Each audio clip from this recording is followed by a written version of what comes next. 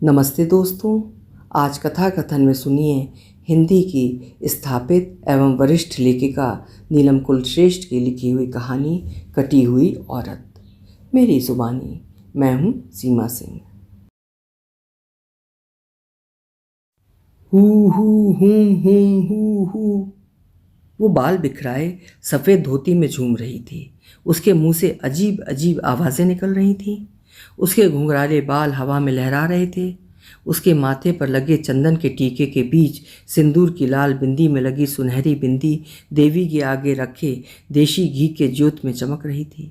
अगरबत्ती व धूप बत्ती के धुएं में गमकते कमरे में चौड़ा काजल लगी उसकी बड़ी बड़ी आंखें और भी रहस्यमय हो उठती थीं। जब वो घर के बाहर कमरे में माता की चौकी बिठाती थी, कमरे के बीचों बीच लाल पीली गोटे लगे कपड़ों के छोटे से शामियाने से सजे मंदिर के बीच में लाल जीभ लपलपाती काली की मूर्ति है। आसपास जगदम्बा पावागढ़ वाली काली देव की तस्वीरें हैं। एक भाई यात्रा पर गया था तो वैष्णो देवी की तस्वीर भी ले आया था। इतनी सारी देवियों से घिरी वो स्वयं नहीं जानती है कि वो कौन सी देवी की उपासिका है। वो फिर भी नारा लगाती है, सबसे पहले गुजरात के छोटे से पहाड़ पर बसी देवी का, जिसमें काली माँ के मंदिर के ऊपर मज़ार है। कहते हैं इसीलिए वो मुसलमान बादशाह उसे तोड़ नहीं पाया था। जय पावागढ़ वाली हूँ हूँ हूँ हूँ हूँ। उसकी देह झूम कर थरथरा रही है। वो आंखें नहीं खोलना चाह रही है, लेकिन किन्हीं आंखों की तपन से जैसे उसकी पलकें जल रही हैं। वो आंख की झिरी से देखती है। वो ढीठ उसे अपलक घूरे जा रहा है। जब वो आंखें खोलती है तो वो उसे देखकर मुस्कुरा देता है। वो पिछले महीने से उसे अनदेखा करना चाहती है, लेकिन हर बैठक में कमरे के कोने में उसकी उपस्थिति उसका दिल महसूस करता रहता है। देवी की बैठक में भक्त उसके पास अपनी अपनी समस्याएं लेकर आते रहते हैं। वो उन्हें पूजा पाठ दान पुण्य बताती है। हर भक्त इस बैठक में कभी मिठाई फल रुपए या साड़ी तक देवी माँ के चरणों में चढ़ाकर जाता है, जबकि वो खुद आज तक नहीं समझ पाए कि किस देवी का सत उसकी जीभ पर आ बैठा है। वो बैठक में झूमती लोगों की समस्याओं का हल बताती है। अपने घर के मंदिर में घर वालों से छिपा कर 11 रुपये रखो।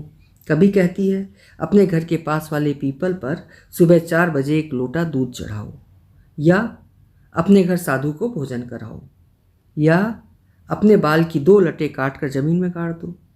अक्सर उसे याद नहीं रहता कि किसको उसने क्या उपाय बताया है, तो वो चालाकी से भक्त से उगलवा कर कुछ सुझाव देती है।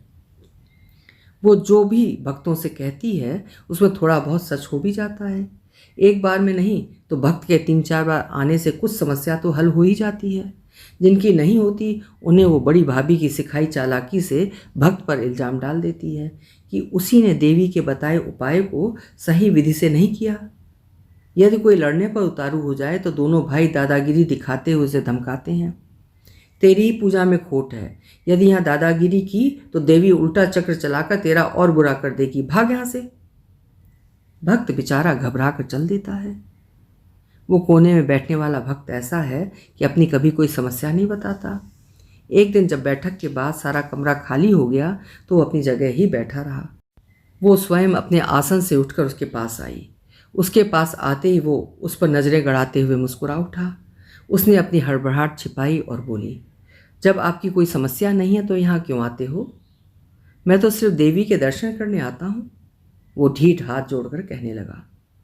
उसने जानबूझकर अपनी साड़ी का आंचल अपना थोड़ा शरीर हिलाकर गिरा दिया और बोली, अब करो तुम देवी के दर्शन। आंचल के हटते ही कोहनियों तक कटे उसके दोनों हाथ दिखाई देने लगे। हाथों की जगह 2 ठूंठ देखकर भी वो विचलित नहीं हुआ। देवी के इस रूप का मुझे पता है। वो क्रोध में झंझना गई। जब पता है तो तुम क्या चाहते हो? ये कोई समय गुजारने की जगह है? जब कोई समस्या हो तभी आना। समस्या तो है लेकिन बहुत निजी है, कभी आपको बताऊंगा। वो क्रोध में और कुछ कहती कि बड़े भैया आ गए। कपिला कितना चढ़ावा आया है? वो सोच रहे थे कि कमरा खाली होगा, लेकिन वहाँ एक अजनबी को देखकर थोड़ा झेप गए। वो युवक भाई को प्रणाम करता खिसक लिया। बड़े भैया व्यग्र हो देवी के चढ़ावे पर टूट पड़े। उन्होंने देवी के सामने बिछाए लाल कपड़े पर से चावल रोली सुपारी व धूपबत्ती की राख को अलग कर एक तरफ ढेरी बना ली, दूसरी तरफ सिक्कों और रुपयों की। अभी वो पैसों को गिनकर चुपचाप 200 के नोट अपनी जेब में डालने की कोशिश कर ही रहे थे कि कमरे में तेजी से छोटी भाभी आ गई। भाई साहब, इतनी जल्दी क्या है हाथ मारने की, हमें भी तो मौका दीजिए। भाई साहब ने झेप कर वे नोट उसी ढेरी में मिला दिए। वे दोनों दो बिल्लियों की तरह बंटवारा करने बैठ गए। वो खींचती सी अंदर चल दी। इस देवी शो, उसने देवी की बैठक को यही नाम दिया है, के बाद सची वो ऐसी थक जाती है जैसे उसे चाबुक मार मार कर ज़बरदस्ती दौड़ाया जा रहा हो। वो दौड़ना नहीं चाहती, हाँफ कर रुक जाती है तो उस पर चाबुक और जोर से पड़ता है। फिर उसे तेज़ दौड़ना ही पड़ता है। दौड़ समाप्त होते ही उसका एक एक जोड़ दुखने लगता है। अपनी चारपाई पर गिरकर सोने की कोशिश करती है तो देवी की बैठक में हाथ जोड़े भोले भाले वो गरीब चेहरे उसकी आंखों में बसे रहते हैं, जिन्हें वो धोखा देती रहती है। वो इस बस्ती में ही नहीं, दूर दूर की बस्तियों में मशहूर हो गई है। वो अच्छी तरह समझती है कि जो चढ़ावा कोई भी व्यक्ति चढ़ाता है वो उसके सामर्थ्य की बात नहीं है। इसके लिए उसके बच्चों को अधपेट सोना पड़ता होगा। क्यों शुरू की उसने देवी की बैठक? उसके पिताजी ने तो उसे अपनी सशक्त बाहों में उस हादसे के बाद संभाल लिया था। वह उसकी पढ़ाई लिखाई पर ध्यान देते थे। शिक्षा बोर्ड भी ऐसे लिखने वालों के लिए परीक्षा में एक लिखने वाला देता है। 10वीं की उसने परीक्षा ही दी थी कि वे चल बसे थे। बाहर के कमरे में एक छोटा सा मंदिर बनाकर पूजा पाठ में मन लगाकर अपने रिजल्ट का इंतजार करती, घंटों ध्यान मग्न रहती। एक नवरात्र की अष्टमी को जैसे ही उसने आंखें खोली, देखा पड़ोस की ज्योति ताई उसके सामने हाथ जोड़े बैठी हैं। आप? हाँ, तो पूजा के समय साक्षात देवी का रूप लग रही थी। बड़कू का 1 महीने से बुखार नहीं टूट रहा था, बता कब टूटेगा? उसे शरारत सूझी, आज शाम तक बुखार टूट जाएगा। रात में सची ताई एक प्लेट में लड्डू लेकर आ गई और उसके हाथ में देते हुए बोली, हे देवी, प्रसाद ग्रहण करो, तुमने मेरे बेटे को ठीक कर दिया है। वो अचकचा गई और छोटी भाभी हंसते हंसते लोटपोट हो गई। वारी देवी, क्या प्रताप है तुम्हारा। चौथे दिन उसकी पूजा के समय ताई अपनी पड़ोसन को ले आई थी। वो हाथ जोड़कर बोली, मेरे पति का धंधा बहुत मंदा चल रहा है। मेरे 3 छोटे छोटे बच्चे हैं, कैसे गुजर होगी मैया। मैं क्या जानूं। उसे उनके विश्वास को देखकर आश्चर्य हो रहा था। वो उसके पैरों पर गिर गई। माँ, मेरा घर बचा लो। उसने जान छुड़ाने के लिए कह दिया, 3 दिन में उनका धंधा जोर पकड़ लेगा। जय देवी, तेरी जय हो। जयकारा करती वो चली गई। 10 दिन बाद उस औरत ने एक फल का टोकरा लाकर उसके चरणों में रख दिया था। वो घबरा कर खड़ी हो गई। ये आप क्या कर रही हैं? आप तो मुझसे बड़ी हैं। 6 महीने से मेरे पति का धंधा मंदा चल रहा था। इन 3 दिन में ही उन्हें 10 गुना मुनाफा हो गया। मैंने कुछ नहीं किया, ये तो भगवान की दया है। ना बेटी, तेरी जीभ पर देवी का वास है। तेरे चेहरे के तेज को देख मैं समझ गई हूँ। कल मैं अपनी सहेली को लेकर आऊँगी। उसका पति बहुत बीमार रहता है। 2-3 बार और उसकी बातें सच निकल गईं। तभी उसका 10वीं का रिजल्ट भी आ गया। वो कॉलेज में दाखिला लेने के लिए बड़े भाई के पास रुपए लेने गई। उसने देखा दोनों भाई व भाभी एक साथ बैठे हैं, धीमे स्वर में कुछ मंत्रणा कर रहे हैं।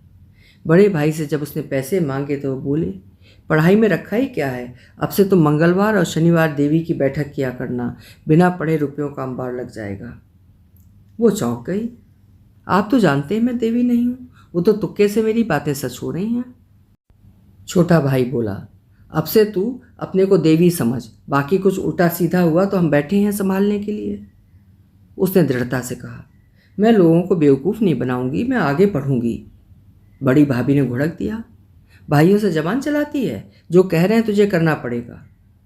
आते सोमवार को भाइयों ने सारी बस्ती में बच्चों से अफवाह फैला दी कि कपिला को सपने में देवी ने दर्शन दिए हैं कि वो मंगलवार व शनिवार को उसके ऊपर सिद्ध होकर लोगों के दुख दर्द समाप्त करेंगी। पहली बैठक के लिए उसे भाभियों ने सफ़ेद धोती पहनाकर तैयार किया।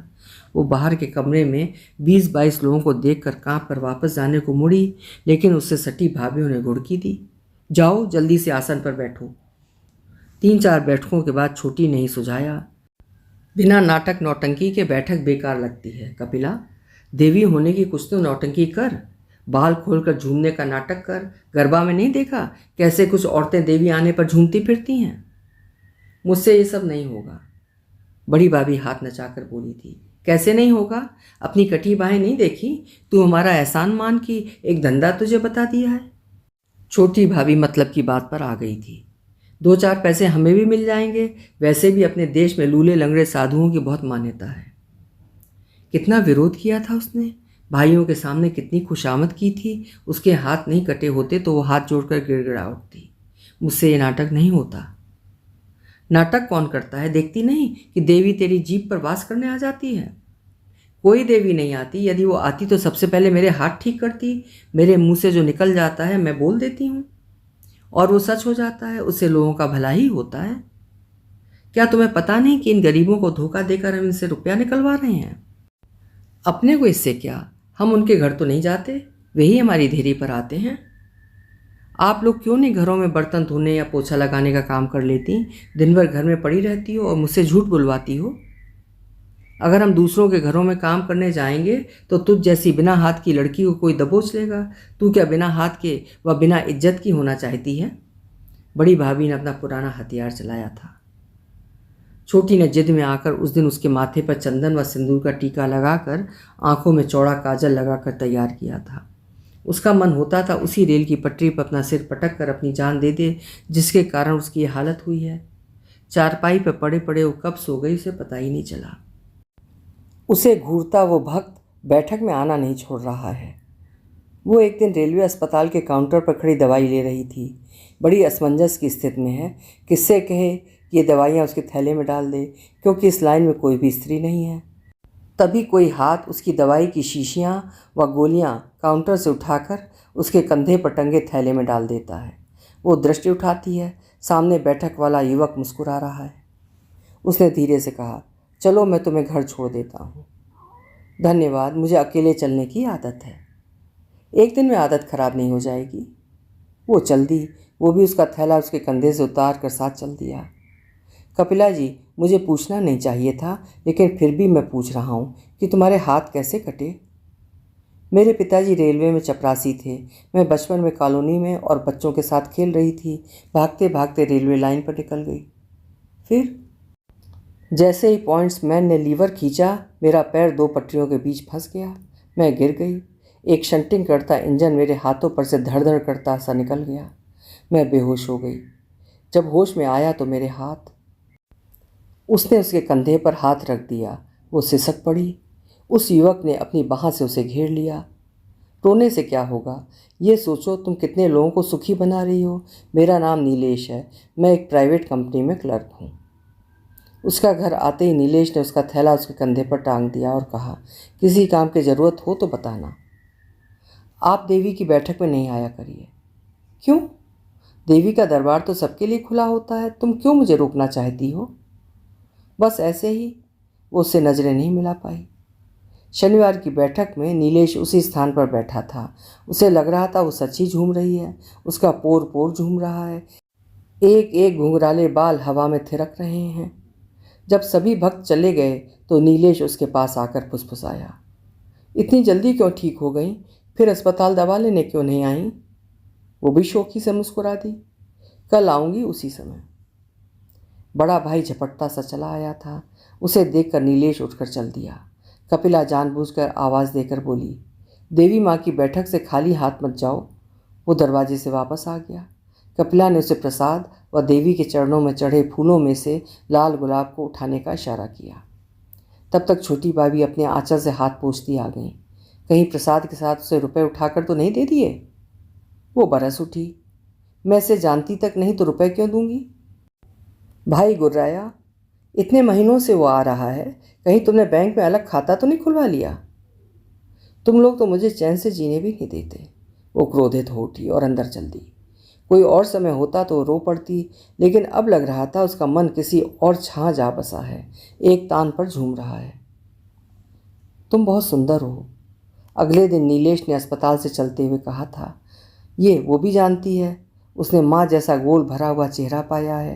काले घुंघराले बालों के बीच उसकी भावपूर्ण आंखें देखकर कोई भी उसके अंतर्मन की कोमलता को महसूस कर सकता है। वो बरबस कह उठती है, इस सौंदर्य को तो भगवान ने खंडित कर दिया है। तुम हमेशा अपने हाथों के विषय में क्यों सोचती हो? तो क्या करूं? उसकी धीमी आवाज़ जैसे उस कानों में उतरकर उसके शरीर में घुली जा रही है। कौन विकलांग नहीं होता? कोई तन का, कोई मन का, कोई दिमाग का, कोई अपनी आदतों का। असली सुंदरता तो मन की होती है, जो मैंने तुम में पाली है। क्या? वो अचरज से अपनी भोली आंखों से उसे देखती रह गई। अच्छा ये बताओ, तुम्हें किसी कला से प्यार है? तुम्हारे माथे की लकीरें कह रही हैं कि तुम्हें किसी एक कला से प्यार होना चाहिए। मुझे संगीत से बहुत प्यार है। वो अपने ज़ख्म किसी को नहीं दिखाती। नीलेश उसके ज़ख्म उधेड़ने में लगा हुआ था। पप्पा ने संगीत स्कूल में संगीत सिखाया था। फिर? बुआ तुम कहाँ घूम रही हो? उसका भतीजा उसके सामने आकर चिल्लाया। क्यों, क्या हुआ? तुम्हारा एक भक्त घर पर इंतज़ार कर रहा है। कोई मोटा सेठ है, शहर से बड़ा टोकरा लेकर आया है। जल्दी मेरे साइकिल पर बैठकर चलो। नीलेश धीमे से फुसफुसाया। ये बच्चे तुम पर ऐसे ही रौब मारते हैं? हाँ, मैं तुम्हारे साथ थी। ये बात ये घर पर जाकर कहेगा। अगली बैठक के बाद एकांत में नीलेश ने फिर अनुनय की। अस्पताल कब आ रही हो? कभी नहीं, मैं बिल्कुल ठीक हूँ। वो कुछ और कह पाता कि उसका भाई लुंगी कसता हुआ आ गया। ये मानस यहाँ क्यों बातें बनाता रहता है? इसकी माँ बीमार है, इसलिए कुछ पूछता रहता है। नीलेश के जाते ही बड़ी भाभी बड़बड़ाई। जवान छोकरा है, इसे अपने पास मत मंडराने दे, पता नहीं क्या अनर्थ हो जाए। उसने उन दोनों की अनसुनी कर किसी तरह अपने आंचल में कुछ रुपए समेटने की कोशिश की। वे दोनों चिल्लाए, ये क्या कर रही है? वो उनके सामने पहली बार तनकर खड़ी हो गई। क्या अपनी कमाई पर इतना भी हक नहीं है मेरा? छोटी भाभी मुंह टेढ़ा करके बोली, भाई साहब मुझे तो इसके रंग ठीक नहीं लग रहे। उस मूछों वाले लड़के के साथ देवी की बैठक के बाद देर तक खुसुर फुसुर करती रहती है। मैं देख लूँगा उस लड़के को। और हाँ, तू रुपए इधर रख। नहीं रखूँगी। अगर मैंने देवी की बैठक छोड़ दी तो तुम्हारे सारे ठाट बाट रखे के रखे रह जाएंगे। वो अकड़ती अंदर चली गई। पीछे भाई गुस्से से बोला, मैं देख लूँगा उसको। हमारे घर की इज्जत की तरफ आंख उठाकर देखा तो। वो अंदर कमरे में क्रोधित हो उठी। यदि तुम्हें घर की इज्जत की परवाह होती तो बहन से नौटंकी नहीं करवाते। उस दिन वो अपनी किसी सहेली के यहाँ से भजन करके लौट रही थी। नीलेश उसे आवाज़ देता साथ हो लिया, तुम भजन बहुत सुंदर गाती हो। तुम्हें कैसे पता? तुम्हारी सहेली का भाई मेरा दोस्त है। मैं उसके बाहर के कमरे में बैठा तुम्हारा भजन सुन रहा था।